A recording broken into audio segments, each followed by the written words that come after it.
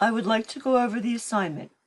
The purpose of this assignment is to learn how to use pseudo-classes and pseudo-elements. A pseudo-class and a pseudo-element is tied into an existing selector. So you will need to choose the selector and then use that pseudo-class or pseudo-element in conjunction with that selector. You may not edit the code except for the forms section where you will be adding your own form. You may not add IDs or classes for purposes of applying the styles.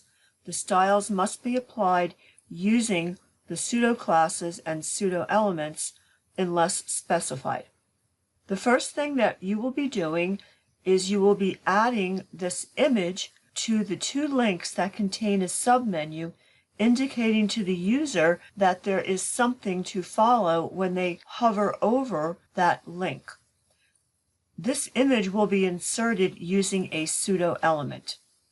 We will also be inserting these quotations using a pseudo-element. The purpose of that is, should we not use a pseudo-element, we would need to put span tags around those quotes in order to style them.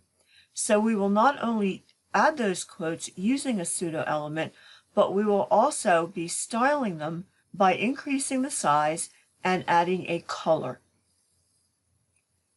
In the college section, you will apply a pseudo-class so that every other div has a background color, beginning with this div here. At the end of the college section, you will add a bottom border to the last div.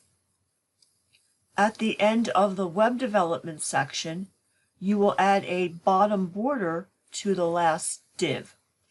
These borders will be added using a pseudo-class applied to the appropriate selector. In the web development area, we have 3 different divs. Each div contains 2 paragraphs. The first paragraph in each div, you will style the first line so that the color is navy. So we have the first line of the first paragraph in each div. You will also style the second paragraph in each div so that the text is italic. So we have the second paragraph in each div. You will finally add a simple contact form to the appropriate area in the web page. You do not have to style the form, but 25 points are available for extra credit should you do a nice job on styling the form. However, you will use several pseudo-classes in order to provide interactivity in the form.